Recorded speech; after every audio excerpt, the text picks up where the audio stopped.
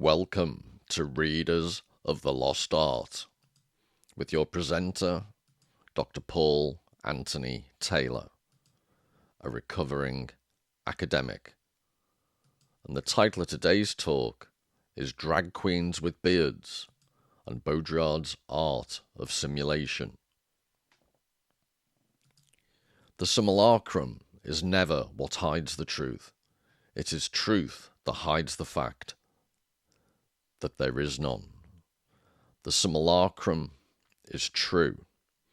Ecclesiastes. Jean Baudrillard, Simulacra and Simulation.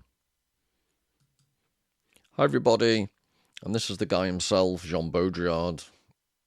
As all French philosophers it seems to be part of their job description. They have to smoke Gauloise all the time as part of their philosophical accoutrement. But I'm a massive fan of his work. It's difficult, and one of the reasons it's difficult is he writes sometimes in quite an arch and allusive A-double-L and elusive E-L-U-S-I-V-E. And I also think he's been misrepresented quite badly because he has been referred to as the high priest of postmodernism. And because he tried to describe the phenomenon of contemporary societies drenched in media technologies, I think some of his less acute critics interpreted that as some type of justification. So I would just point out from the get-go, there is a major difference between explanation and justification. And that's what I want to do today by looking at, as you can see from the title, a slightly odd subset of the whole identity, gender wars that are going on and have been for a few years now. And it's not about justifying or criticizing.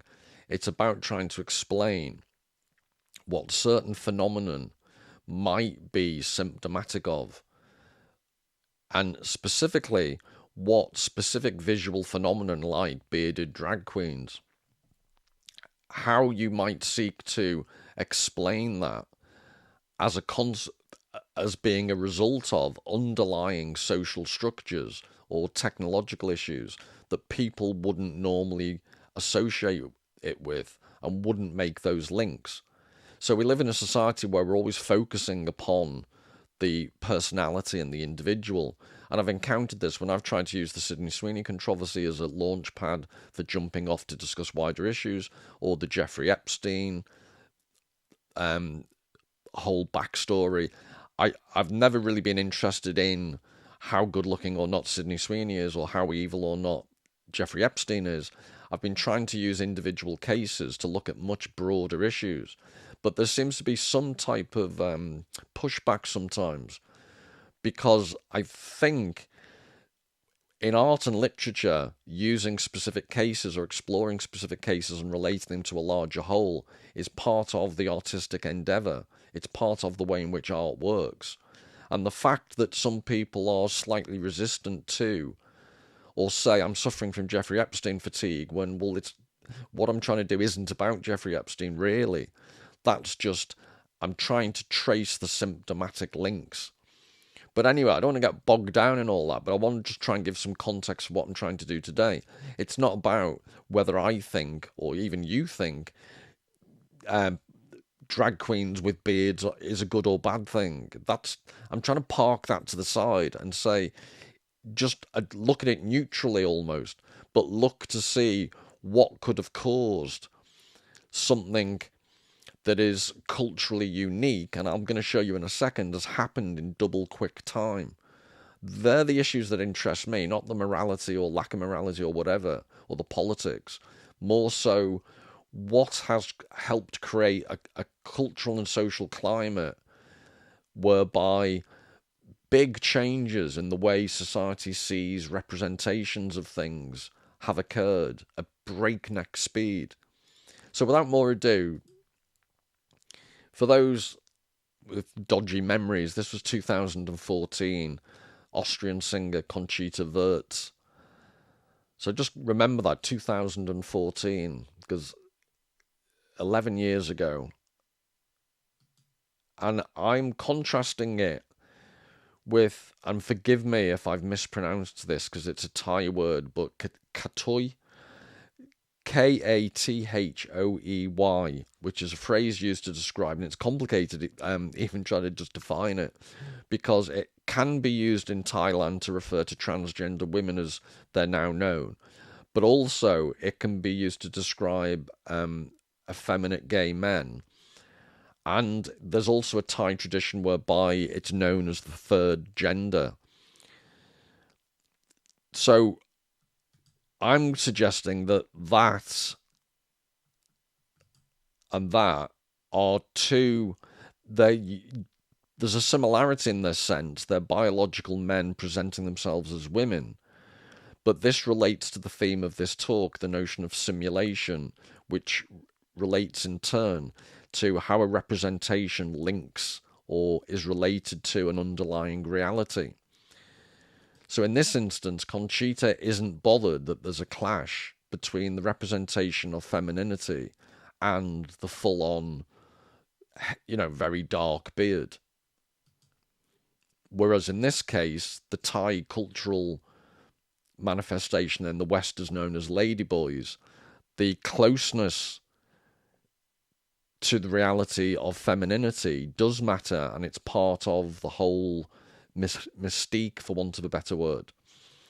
And it's massively popular. So Boys of Bangkok is an international touring company, and at this point I am slightly worried if my wife looks at my internet search history that occurred in preparation for this talk. So if you see me looking particularly grumpy in future videos, all this, just to give you some content, it led to divorce. But here's, again, I don't mean to belabor the point, but it should be pretty obvious that this presentation, visual presentation, is markedly different from the Conchita Wurst look. And I was going to say I had a personal experience of this, but be careful how I couch these things in this talk. I was in a restaurant in Manchester many years ago, and I worked out with a slight time lag what was going on, because the Ladyboys of Bangkok were either performing in Manchester or very nearby. But initially I hadn't remembered that, and I saw this very beautiful Thai, well, I didn't know it was Thai precisely, but what proved to be a Thai person, beautiful. But there was just something slightly caught my attention that, it sounds a bit like Sesame Street, one of these things is not like the other. There was just something, I wouldn't use the phrase not right, but just something slightly unusual. And then I realised there was just a hint of an Adam's apple. And I just remember it was fascinating, and I'm going to talk about that in a minute, rather than my weird peccadillos. What I want to focus on is the idea that the closeness of something as a representation of something it actually isn't is a key part of simulation, the process of simulation. And I'll explain that as we go along. And what interests me about the Conchita Wurst representation is that Conchita Wurst was not interested in that aspect of simulation when you try and imitate very closely a thing that you want to represent.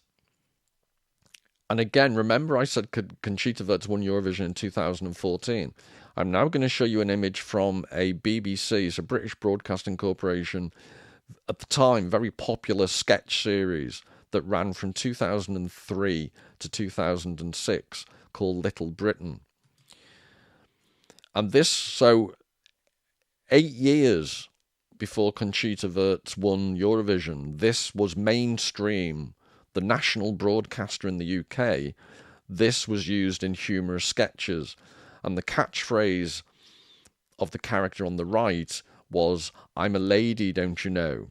And the character would engage in various things, acting like a Victorian lady, and the running gag was that character's understanding of what it was to be a woman was so ridiculous that that's what led to the humour. The mismatch between what they thought was feminine compared to actual femininity. And the character on the left with the moustache was all part of this. The whole underlying ethos of the sketch was, this is ridiculous. And then you have the winner of Eurovision 8 years later, and this wasn't seen as hilarious. It wasn't seen as an object of ridicule. This was celebrated as a quite momentous occasion in identity politics, I guess. And I'm just genuinely fascinated by the fact that in 8 years, 8 short years, you could have that sea change in attitudes. And to emphasize, irrespective of whether certain people think this is good, certain people think this is bad, that change of social attitudes in 8 years, I'm suggesting it isn't a normal pace of change.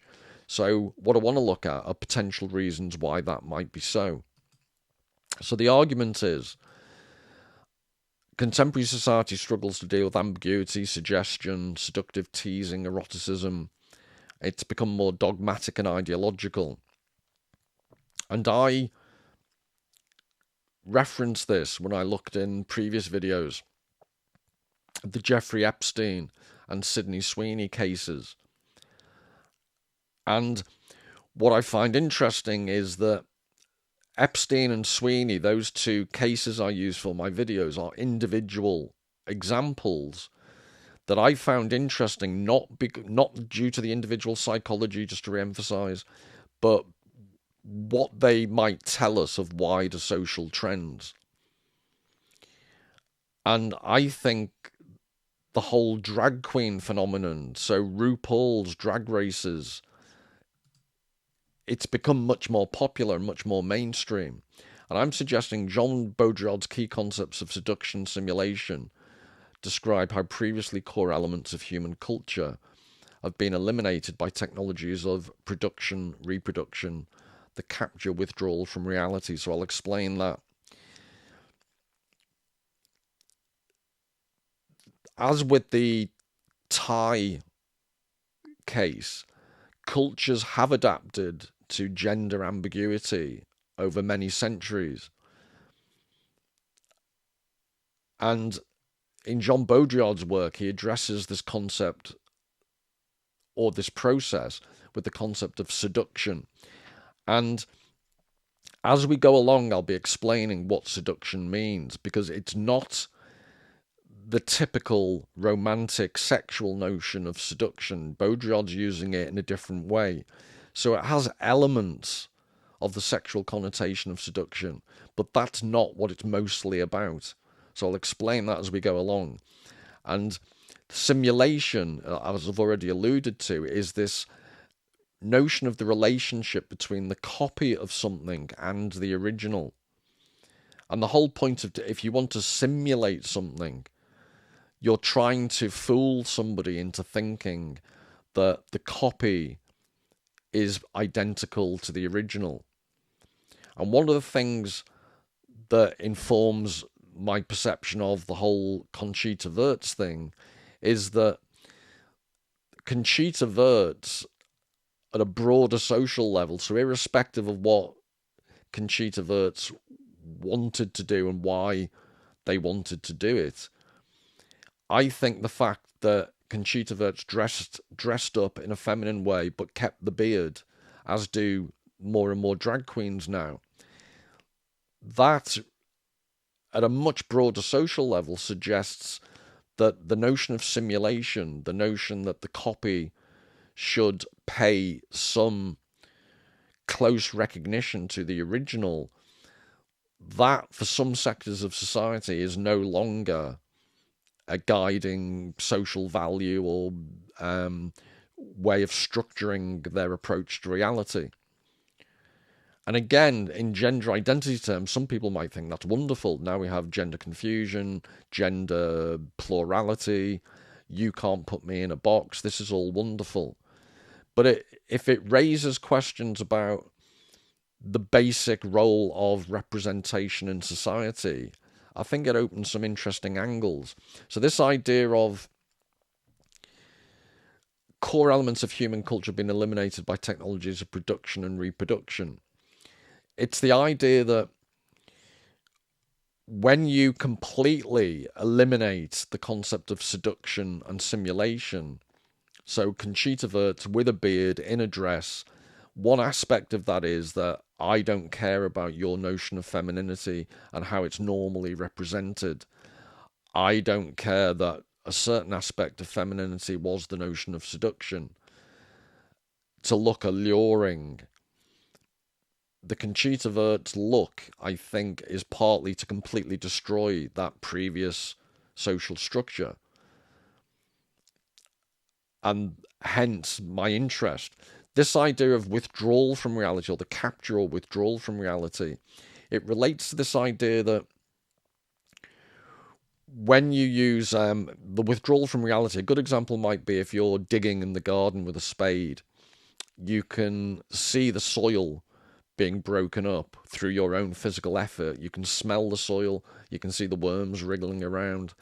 If you then go into a digger in a cabin, you can dig much more efficiently and much bigger volume of soil, but your direct experience of the soil is immediately lessened. Now, that may sound a way away from Conchita Wurst in a dress with a beard, but in terms of how you relate to reality, I'm suggesting as we go along that with social media and with the saturation of society through screen technologies, any notion of a pre-existing reality has just become less important. And again, for some people, this is a wonderful development. But like the digging in the garden example, I'm going to suggest that there is, I think, also an argument to suggest that withdrawing from reality, which is the phrase Heidegger used, withdrawal, to describe this process, whereby when you use technology, you have a less direct experience of reality. I can see how that's very empowering for some people. Let's take ourselves away from either biological reality or a reality that we find oppressive, and let's reconstruct it however we want to. So I think that's the underlying structure. And what I wanted to look at now as we go along are some of the possible elements of that and maybe some of the possible consequences. So well ahead of his time, his book Seduction was, or de la Seduction in 1979 was the French translation. I don't think it came out till about 1990-91 in English. And in 1981 there was Simulacra Simulation. And Baudrillard, the idea that some French philosophers can be incredibly esoteric and difficult to understand is true, but I'm interested in how prescient Baudrillard was. He basically predicted a lot of the gender identity debates and conflicts that would arise 50 years later. Well, almost 50 years later. And I think that's, just to repeat, the idea that French philosophy, continental philosophy, can get a bad name being irrelevant, pretentious, and all these things. But the acid test is, can it actually capture the zeitgeist? Or l'esprit du jour would be more accurate, I guess, not using a German word. And seduction in this characterization has been replaced by explicitness and the obscene, and I'll explain that later. But the obscene, when I use the phrase obscene, Baudrillard uses it in a particular way. It's not like with seduction, it's not just the conventional understanding, oh, that's obscene. It relates to the way that in contemporary society, the scene or the stage that art used to provide a viewing distance from the individual person and their experience of reality. The distance was them and then the stage. And with modern technologies or contemporary digital technologies, that distance has been completely extinguished, evaporated, imploded, whatever phrase you want to use. And that's the thing that I think interests me. So Conchita Wurst in a dress with a beard is a quite dramatic, and some people might think, well, it's someone in a dress with a beard, so what? It's relatively superficial and insignificant. But actually, I think it relates to this in quite interesting ways. It relates to this notion of how we experience reality, either from a distance with structures in place, like the stage in a theatre, or like in a cinema, there's you in the auditorium and there's the screen. But actually, a lot of those distances have been broken down. And that's what Conchita Wurst, in a curious way, if you'll indulge me, hopefully I'll persuade you as we go along. That's what I think the Conchita Wurst phenomena, drag queens with beards, actually represents. So this is, again, Jean Baudrillard, but yeah, it was 1990. So these are the two key texts I'll be referring to. And in Simulacra and Simulation, he refers to the orders of simulacra. So I'll just get into some of the technical details for you. First of all, there's Renaissance perspective, which I've spoken about in previous videos, but I'll give you examples again today. And the concept of the trompe-l'oeil. In French, that just means, literally in English, it means, from the French, trick of the eye. And that refers to the fact that with Renaissance perspectival paintings, the way in which people refound from classical times a way in which to represent 3 dimensions on a 2-dimensional canvas or piece of paper, or they tricked the eye with very clever paintings or drawings that I'll show you in a second.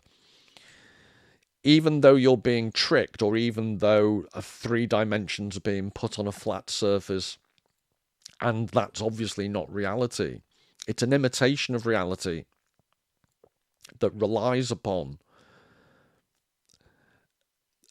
some close relationship and some understanding of the difference between reality that you're trying to represent and the representation that you're using. So even when you fool someone with a trompe-l'oeil, there is a reality that you're trying to represent and that you still in some senses respect. But Baudrillard argues that what happens is with industrial production and the mechanical reproduction of the images, so initially with photography, the rise of photography, the relationship between an original painting and the subject of the painting is quite clear and direct. But what's the original photograph? If you can have a negative and produce many, many photographs, that relationship between the original and the thing that's being represented suddenly begins to change a little bit. And then what Baudrillard writes about is that the advent of the hyperreal, and the easiest explanation of the hyperreal is the hyperreal is more real than the real itself. And I'll give you examples of that. But the argument is that especially with digital technologies, we now have so many representations of reality, or technology is so advanced now that in some ways it's more real than the original reality, which sounds obviously completely counterintuitive and wishy-washy, but trust me, I will give you some examples. And then just for practical purposes, the fractal, just to be complete, I think the fractal is just another iteration of the hyperreal. But the fractal is when the whole process seems to lose all its bearings and lose any relationship to reality whatsoever. So I'd suggest drag queens with beards and pronouns going out of control. They are symptoms of the fractal, the way in which this process of simulacra has advanced, so that any notion of a pre-existing reality has been almost fatally undermined. Again, for some people that's good, for some people it's a bit more disturbing. So just to give you an example while that's on the screen of the concept of the trompe-l'oeil, this is a painting called Escaping Criticism by Per Borrell del Caso. from 1874. And you can see that the illusion is that the boy is coming out of the picture frame.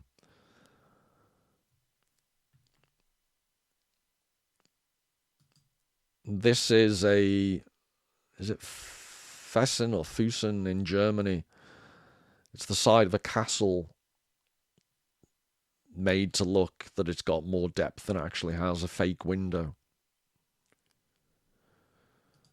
And there's wacky Germans. This is Solingen in Germany, a fake shop entrance. I'm sure in the UK, health and safety would have closed that down as people continually walked into it. So these are examples of the trompe-l'oeil, the first element of the orders of simulacra. And then in R, you see representations of the third and fourth order, or this is the second order, the mechanical reproduction. So Andy Warhol was a clever guy. He made an art form out of the fact that industrial society is based upon many copies. But then it's interesting that, in the marketing for these type of products, it'll be referred to as the original Campbell's soup. And then you have to ask yourself, well, what's the original when millions and millions of cans are produced that look exactly the same as each other? And that goes straight to this question of, when there are many, many copies of something, what is now the relationship of the copy to the original reality? So would it make sense to say, what was the first original tin of Campbell's soup? Well, it doesn't really matter, does it? Because each subsequent duplicate is of the same quality and almost exactly the same. So the very nature of an original based upon reality gets threatened, if you like, or undermined. And then this was just I think this was in Edinburgh, where the old and the classical and the mechanical representation were used as a piece of art itself. So one of the most significant questions around all this relates to the concept of aura. So I've been talking about how reality and the copy of reality, when you have things like Campbell's soup tins, that the one-to-one relationship gets challenged. And aura is a phrase used by the German thinker Walter Benjamin in a 1931 essay, A Short History of Photography. And this is how he defines it. What is aura actually? A strange weave of space and time, the unique appearance or semblance of distance, no matter how close it may be. While at rest on a summer's noon, to trace a range of mountains on the horizon, or a branch that throws its shadow on the observer, until the moment or the hour become part of their appearance. This is what it means to breathe the aura of those mountains, that branch. So, in his later essay from 1935, The Work of Art in the Age of Mechanical Reproduction, I'll be quoting from in a second, he also much more succinctly just defines aura as a unique point in space and time.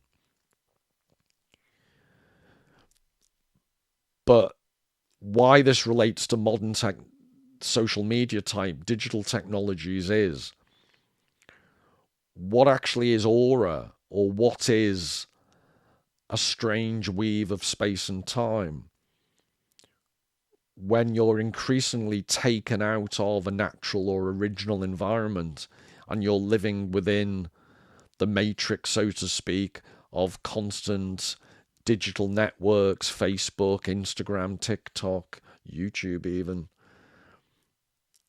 And one of the reasons I'm obsessed about, and I keep going on about, À la recherche de temps perdu by Proust, is that his whole novel is a panegyric to the passage of time and the physical things that make Marcel have memories from the past, even when he's very old, or he's gets a lot older. The book starts off when he's a young boy. And I think I might have said before in videos, what frightens me is that Gen Z and later, what will their memories be made of when so much of their time is spent online? It won't be of the same type of aura as Benjamin's describing here. And then it gets more complicated because Benjamin, in his later essay, he tries to argue, I think unsuccessfully, that the loss of aura, he basically suggests that new technologies, as he was writing in the 1930s, cinema and photography, they were expunging aura. I think he uses the phrase like water from a sinking ship. These new technologies are challenging aura, and he never got to see the effect that digital technologies would have. But he tried to argue it was an empowering development. And I'd suggest, well, really? I have my doubts. And I'd argue that the best elements of art are based upon a type of aura, which Benjamin recognizes in his essay. And maybe it just calls for, if there's any interest, a whole session or two on Benjamin's work of art in the age of mechanical reproduction essay. But anyway, if you can think of this definition of aura while at rest on a summer's noon, I just like this image of a branch that throws its shadow on the observer. And we've replaced it with this type of experience. Now, this is obviously an extreme, immersive VR type portrayal. But I'd ask you to think of this as an extreme example of what happens when anyone's using less immersive but vaguely similar social media.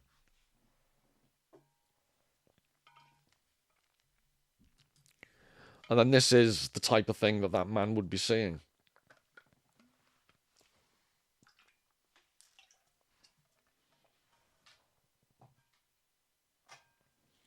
And if you remember the quote from Benjamin about the shadow of the branch, one of the reasons you can tell this is virtual reality is the foreshortening, the odd pixelation of the leaves to the side. So however realistic this tries to be, and who knows how realistic VR will get in the future, but this type of image, you can tell there's something slightly off.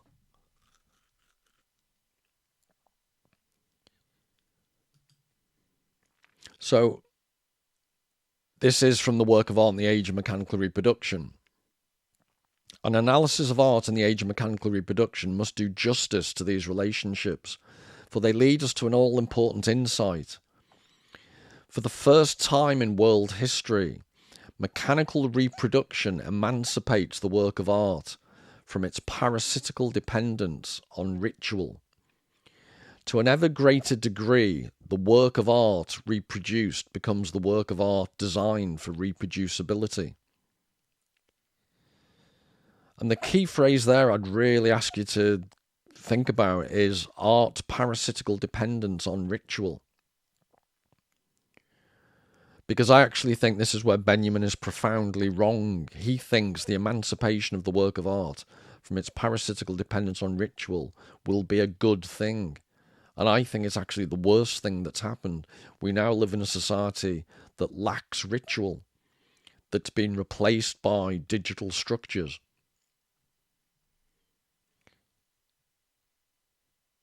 And the idea, so I'm trying to think of a very quick example to give you, but the idea of this, the work of art designed for reproducibility, it's like celebrities who are famous for being famous. They have no underlying quality or substance. But in an age that Benjamin didn't live to see, this is what the work of art designed for reproducibility becomes: the influencer, the celebrity. And I think that's a downgrade on traditional art. From a photographic negative, for example, one can make any number of prints. To ask for the authentic print makes no sense.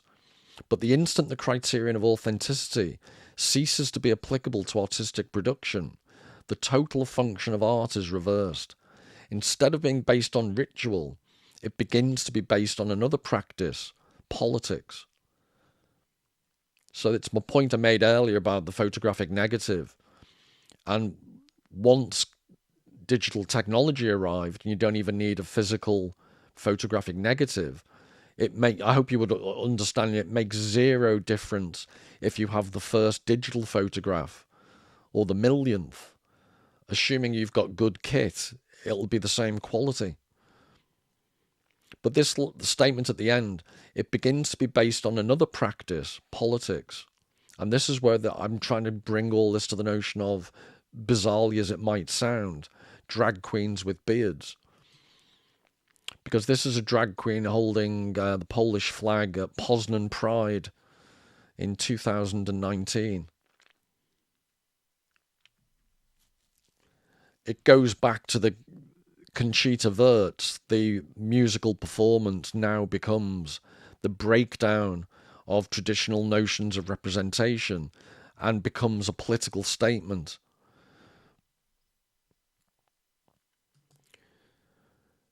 But to get stuck into the Baudrillard, this is from the film Matrix, and you can see there the Simulation and Simulacra was Baudrillard's book, and I find it funny because this is where Neo stores his discs. And the actual book Simulation and Simulacra and Simulation is it's 100 and odd pages, very relatively brief. So that book is a bad copy, which is one joke. Second joke is, or visual pun, is it's a hollowed out copy. And I'd argue the whole Matrix series of films hollows out Baudrillard's actual message. And then the last thing I'd observe is it's opened on a chapter, if you see on the left, on nihilism, which I think is quite an ironic commentary. The idea, nihilism, that nothing matters.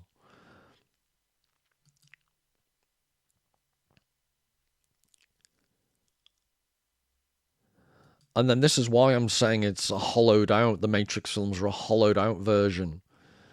Because those familiar with the film, the character Morpheus offers, I like to think of him, I call Keanu Reeves Pinocchio, because he's that wooden, he's awful, awful actor.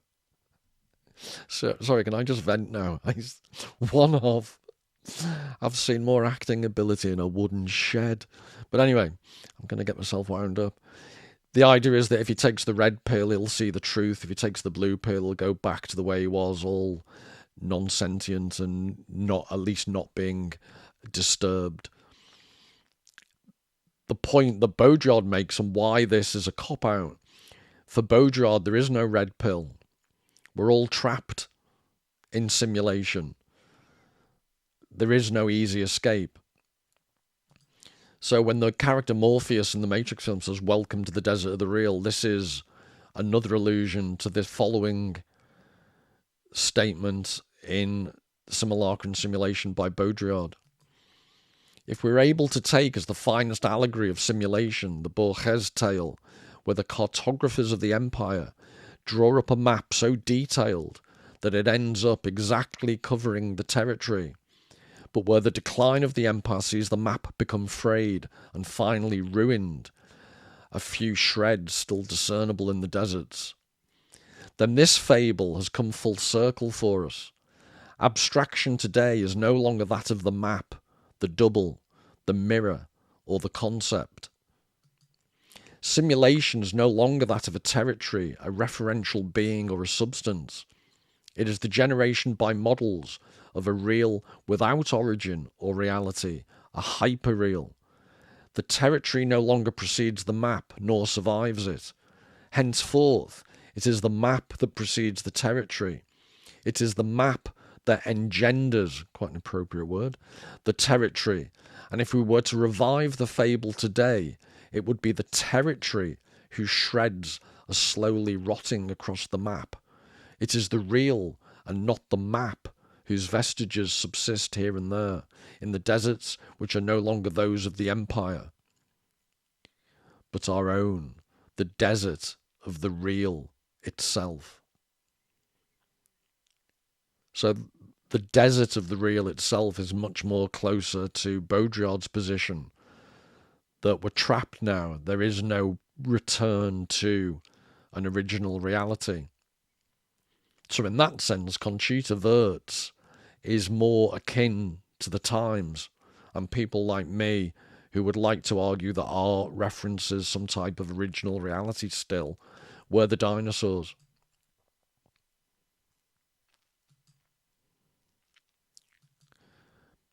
And this is what's being referred to. This is where it all started. I've used this before in previous videos. But this is for Baudrillard, where it started. The modes of representation that society began to use began to undermine reality at this point. So this is the example I gave of Brunelleschi creating. He was an Italian architect, and he created the Baptistery in Florence on a... It's hard to explain with words. It's just easier for you to look and see what he did. And then this was how it actually appeared to him. So it's incredibly sophisticated and clever. But I hope you can now see, with all the previous quotes about the notion of simulation and the idea that we're becoming more and more distant from an original reality, this is, even in the 1400s, how society began to represent reality, to capture. Remember one of the early quotes about, or one of the statements I made about capturing reality and withdrawing from reality. Capturing reality and withdrawing from reality occur simultaneously. And this is, it looks quite a simple method, but it's incredibly clever. And this lies behind, ultimately, I'd argue, all the structural developments of digital technology. So this is from an essay by Jean Clair that I quoted from in a previous video. And he's citing this guy, Demisch. Demisch can then claim to recognize in Brunelleschi's experiment a limitation inherent in the system of perspective from the moment of its inception. Perspective has to take cognizance of only those things which it can reduce to its order, things which occupy a place and whose contour can be defined by line. Now the sky occupies no place, it cannot be measured, and as for clouds, their contours cannot be fixed, nor can their forms be analysed in terms of surface. So, if you just look back when it says at the top, painting with polished silver sky, that's the one thing Brunelleschi couldn't capture. Clever as he was, he couldn't capture that element of reality that is uncapturable, the moving ethereal clouds in the sky. And, you know, I don't like to be optimistic, but that's the one thing. There are just remnants of reality that simulation can't capture. And I'd suggest that art still does capture those remnants. The literary or visual equivalent of those clouds fleeting across the burnished silver sky that Brunelleschi created. I just think the idea of clouds going across a silver mirrored surface, they're wispy, they're inessential, they're amorphous, but they're the last vestiges of the reality that technology can't capture. That is as optimistic as I get, that at least art can portray those clouds. So from Seduction, in order to understand the intensity of ritual forms, one must rid oneself of the idea that all happiness derives from nature and all pleasure from the satisfaction of a desire. On the contrary, games, the sphere of play, reveal a passion for rules, a giddiness born of rules, and a force that comes from ceremony and not desire. I'm showing you this because this is Baudrillard describing the importance of ritual for a seductive relationship to reality. And Walter Benjamin was cheerfully admitting that ritual isn't part of the technologies of reproduction. So something's being lost. The question then is, are ritual forms something that we should mourn the loss of or welcome? So now it's getting a bit saucy. The state of sex's liberation is also that of its indetermination. No more want, no more prohibitions, and no more limits. It's the loss of every referential principle. Economic reason is sustained only by penury. It is put into question with the realization of its objective, the abolition of the spectre of penury. Now this goes to the statement there, where are we? The loss of every referential principle. I think this is Conchita Wurst. You can be in a dress with a beard. There isn't a problem with the referential principle that people wearing dresses don't have beards. So that's why I keep going back to this notion of drag queens with beards. But then I think more significantly, economic reason is sustained only by its penury. So you only really have economics when resources are scarce. In the realm of sexual liberation, if everything is available, if nothing is off limits, then you've actually lost the thrill of seduction. Desire too is sustained only by want. When desire is entirely on the side of demand, when it's operationalized without restrictions, it loses its imaginary and therefore its reality. It appears everywhere, but in generalized simulation. It's the ghost of desire that haunts the defunct reality of sex. Sex is everywhere, except in sexuality. And he's quoting Barthes there. And I think one way of describing that is, if you think of the whole Lily Phillips, Bonnie Blue, sexual marathons that they've engaged in, that's the illogical extension of when everything is available and there are no restrictions.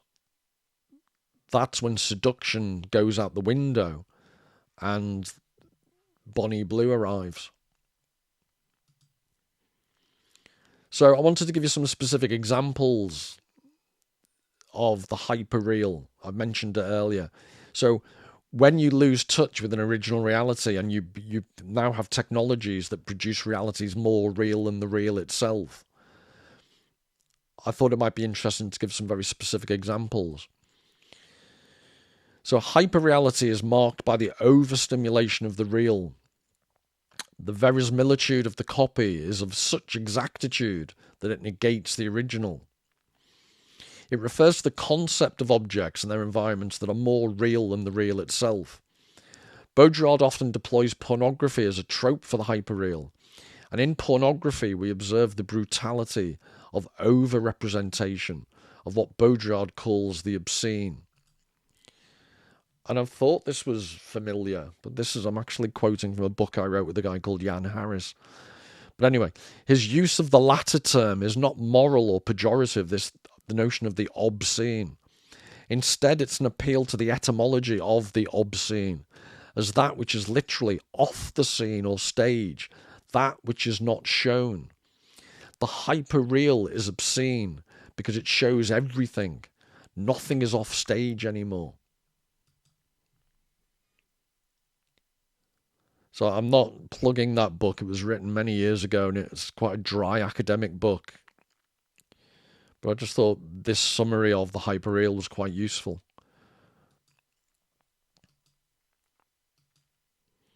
But one consequence of the hyperreal is that you lose the notion of seduction, or seduction becomes under threat. So I just think the Bonnie Blue, Lily Phillips sexual marathons are a very good example of this. Again, this is not an appeal for the preservation of modesty. So it's not a moral, ethical issue. What is sacrificed to the obscene is seduction, understood as a play of signifiers that at once reveals and conceals. The erotic is seductive because it both shows and hides. What is shown is charged with that. What is shown is charged with that what is concealed or withdrawn, to use Heidegger's terms. That should say with that which is concealed or withdrawn, to use Heidegger's terms. What is on display contains within it an implicit dimension. It is this non-present presence that constitutes its seduction. In Baudrillard's work, withdrawal and ambiguity are approached in terms of this concept of seduction. So this sounds incredibly wordy, but I'm about to give you a very practical example. So what is on display contains within it an implicit dimension. This idea of seduction. It is this non-present presence that constitutes its seduction. Well, this was the painting I showed in the previous video by Adolf Menzel, The Balcony Room, Die Balkonzimmer, from 1845. And I won't go into a lot of depth because please look at the previous video for that. But this idea of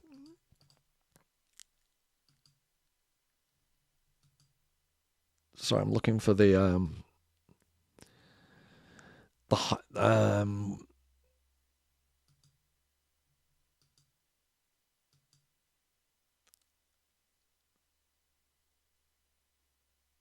idea of that which is literally off the scene or the stage, that which is not shown.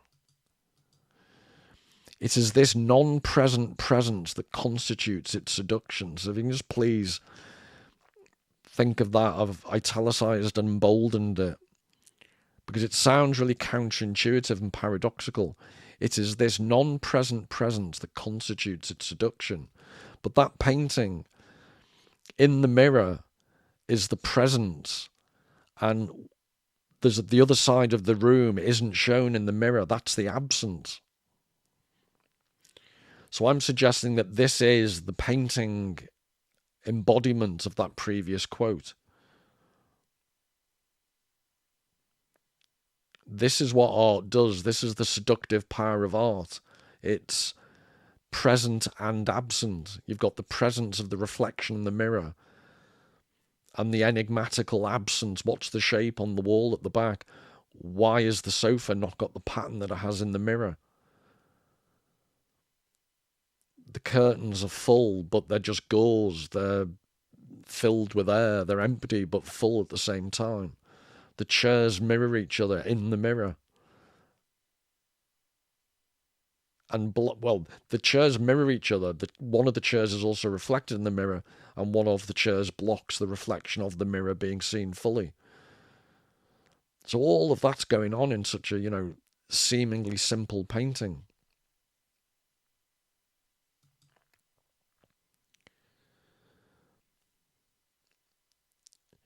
So this relationship between simulation and seduction. If simulation attempts to cross the distance between the original and the copy that allows their resemblance, seduction is both the distance that allows this resemblance and the distance that arises when this space is crossed. It is that limit we cannot go beyond in our relationship to the other, or another person or the real, if we still want to maintain a connection with it.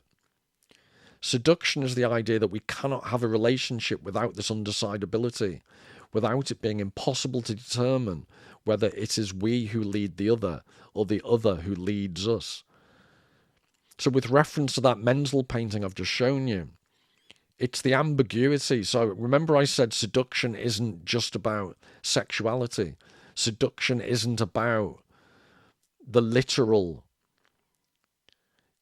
It's used by Baudrillard to describe the type of thing that Menzel's doing with that painting.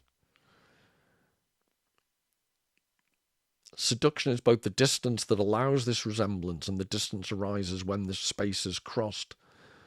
It's the enigmatic nature of art. It both shows and conceals at the same time, which sounds very arty-farty and wordy, except I'd argue that Menzel picture embodies what I'm talking about. Seduction is the idea we cannot have a relationship without this undecidability. That's what art does. Good art is ambiguous. Good art is ultimately undecidable. I can't tell you what the shape on that wall is. It's undecidable. We can all have our theories, we can all talk about it, but ultimately it's undecidable.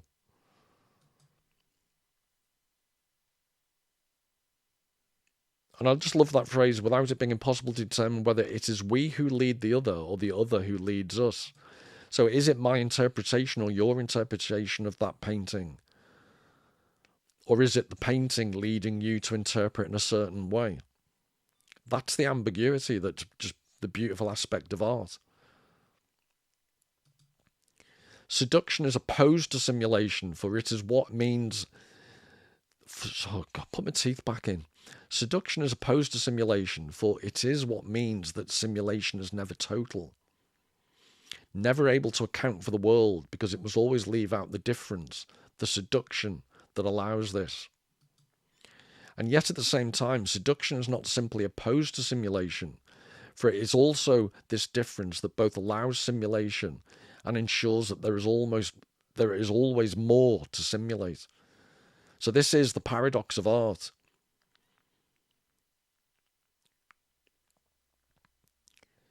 There's a seductive element of simulation. Simulation is attempting to portray an original in a copied form, but it can never fully succeed.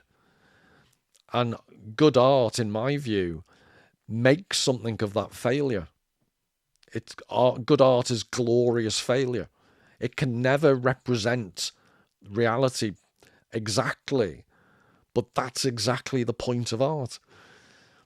Whereas non-artistic digital technologies do everything in their power to capture reality to the umpteenth degree. So CGI in films, digital cameras versus Hitchcock's beautiful Technicolor. I'd argue there's no comparison. So this paradox of simulation, I'll start summing up now. It's not an empirical phenomenon, something that actually happens. Baudrillard is very well aware of the paradox that, insofar as the simulation is describing exists, it makes any way of verifying it impossible. It means that the very real which we say is lost in simulation, and against which we compare it, is now only conceivable in simulated form. Indeed, we might even say that, insofar as we can speak of simulation at all, it has not yet occurred, that simulation is proved in its absence. Simulation is not real then, but a kind of hypothesis. So apologies, it's very complicated, but it's this paradox. And I'm laughing because Baudrillard suggesting we're trapped in this simulated world. But for Baudrillard to be right, how would he be able to say that? Because in order to say it, you'd have to be able to point to something or have a frame of reference that wasn't simulated to know that you're in a simulation. So Baudrillard suggesting we're trapped in what he hypothesizes as a simulation. And I'm arguing that I agree with Baudrillard that we basically are nowadays trapped in a simulation, except art is the one thing that stops the simulation being completely all-pervasive. So simulation attempts to resemble the real, to realize it, to bring out what is only implicit in it, and to make it explicit. But at a certain point in its progress, it draws too close to the original and further increases imperfection. Instead of bringing the system closer to this original, only drive it further away. The system begins to reverse upon itself, gives rise to the opposite effects from those intended. And this has all been very wordy, so I apologize, but if you think of this quote, the system begins to reverse upon itself, gives rise to the opposite effects from those intended. At a certain point in its progress, it draws too close to the original and further increases imperfection. The single best example I can think of this, don't laugh at me, are supermarkets. So the hypermarket cannot be separated from the highways that surround and feed it, from the parking lots blanketed in automobiles, from the computer terminal, further still, in concentric circles, from the whole town as a total functional screen of activities. So this is Baudrillard's hypothesis. He can't prove it, because if he was in a total simulation, just to repeat, he wouldn't have the wherewithal to know it was a simulation.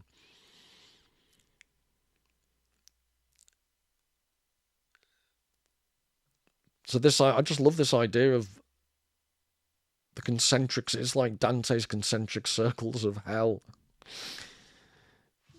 But this is Baudrillard describing how pervasive. But this idea of the hypermarket, I thought I'd give you the very practical example. I wonder whether you recognise which film this is from.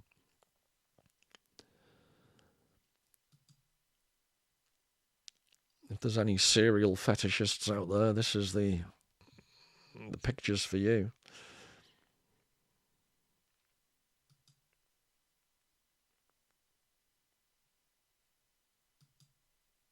But this is from the film Hurt Locker. And I just love this final shot, which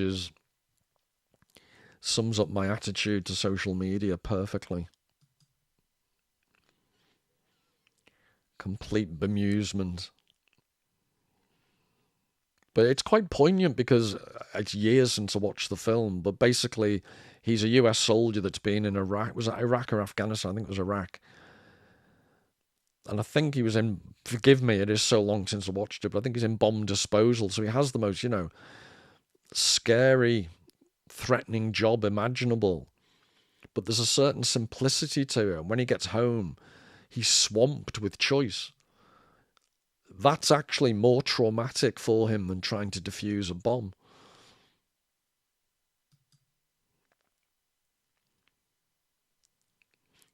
And then to give you another very specific example, I'm going to give you a quote, and then I'm going to give you a load of pictures. But in Simulacra and Simulation, Baudrillard refers to the Tasiday Indians, and this is where it gets really complicated, because in the Philippines, it was thought that there were this tribe that was still living in Stone Age conditions, and they'd never encountered the developed world before. So Baudrillard quotes this idea, but I believe, I need to check this for you, but I believe that subsequently there was some controversy, and it's not clear. They think it was a setup job. So this Stone Age tribe had basically been put up to it to fool the authorities. So it's actually a simulation of a non-simulated tribe. But I'll give you an example of a real, inverted commas, example of this, of Baudrillard's point. So what I'm trying to explain is the specific example Baudrillard used was actually overtaken by simulated events, ironically enough. But in Brazil, on the border between Brazil and Peru, there was an uncontacted tribe that they then contacted. But this is what he said about the Tasiday Indians. But this returning of the tribespeople to the virgin forest is precisely what's so peculiar. So they found these people and then tried to put them back. The science sacrifices these tribespeople in order to preserve its reality principle. The Tasidae are frozen in their natural element. They have become posthumous, frozen, cryogenized, sterilized, protected to death. They have become referential simulacra, and science itself has become pure simulation. So I'll explain this, but I think what he's suggesting is, the irony is, in order for the scientists to protect the object of their science, they had to send it back into the jungle, because the science, the very thing that was supposed to explain the object, was killing it, because you can't have a Stone Age people if they've then met modern people. And this is where it links to the notion of seduction. Sexual gratification is truly the industrial usufruct of the body and the opposite of all seduction. Usufruct is, I think it's a term from agriculture. So if a farmer lets you use his land, the idea is you can use the land and you can profit from it, but you can't alter, change, or own it yourself. So sexual gratification is truly the industrial usufruct of the body and the opposite of all seduction. It's a product of extraction, a technological product of the machinery of bodies, a logistics of pleasure, which goes straight to its objective, only to find its object dead. So do you see the parallel? The scientists who wanted to study the Tasidae can't, because their very studying of it kills it. Likewise, the parallel, if someone like Bonnie Blue or Lily Phillips wants to conquer sexuality, if you sleep with 1,000 men in a day, you're not exactly capturing the romantic spirit of the sexual act. Call me old-fashioned. So in the very act of doing what you think you want to do, you're destroying the very point of doing it, is perhaps one way of putting it.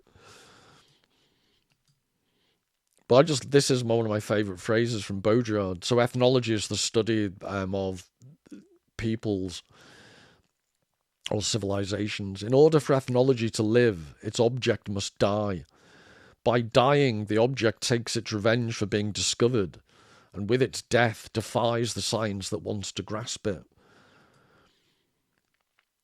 So just to repeat, I shouldn't have even mentioned that the Tassidae, it could have all been a complete fix, a simulation.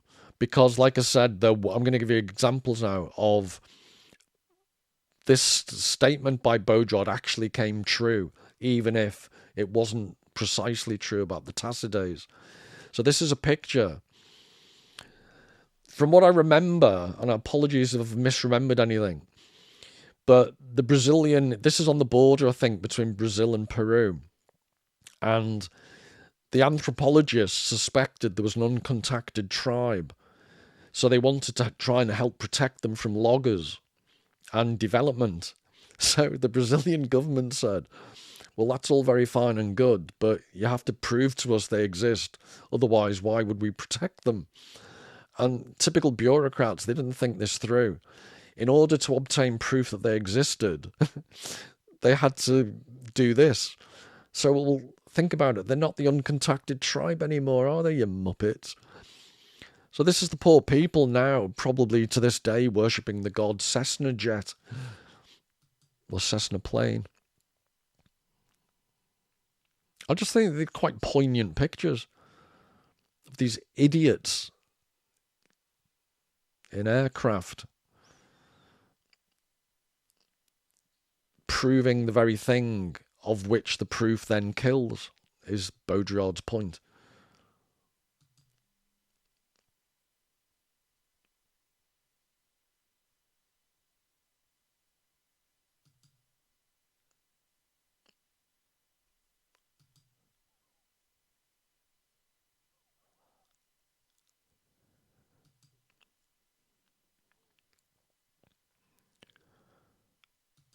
And then I found this, again, must be getting soft in my old age. I found this very poignant.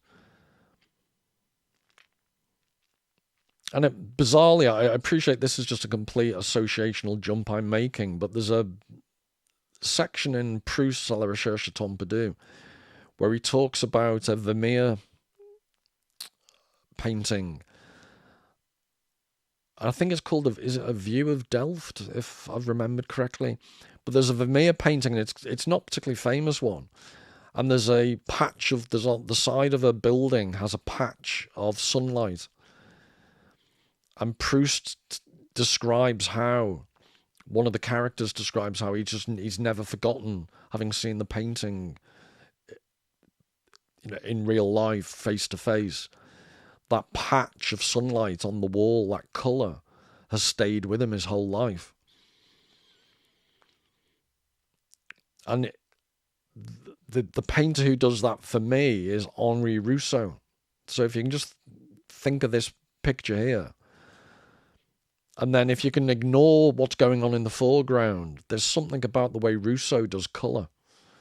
The darkness of the forest, jungle, whatever you want to call it.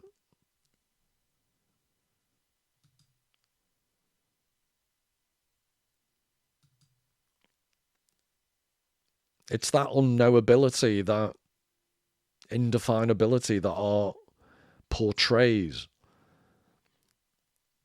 Whereas what science and what digital technologies do is try and uncover everything like this. They're destroying the uncontacted status of the uncontacted tribe. It's like Prince, formerly known as the uncontacted tribe. These poor people are now contacted.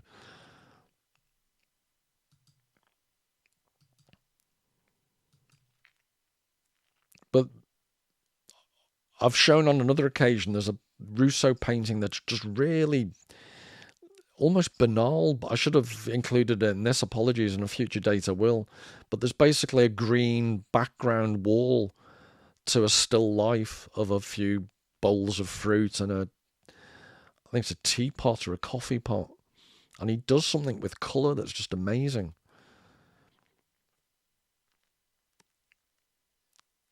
And maybe I have some weird fixation about green. It's not easy being green, to quote Kermit. But this is that I can't think of an artist who portrays green the way Rousseau does.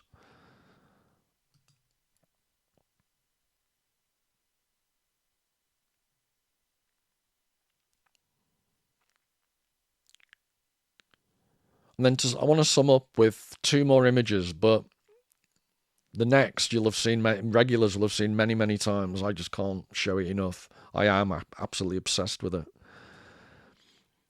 But Caravaggio's Narcissus from 1597 to 99, they estimate. But the more I think about this painting, the more I think this is an artistic representation of what art does. Narcissus is reflecting upon his own reflection. And the dangerous element of narcissism is when you're not aware that you're trapped in this cycle, the circularity of the way in which that painting is constructed, with the knee as like the middle of a wagon wheel. And art here is portraying the narcissistic absorption, being lost in the simulated matrix. But by doing that, it's actually making us less likely in reality to be trapped.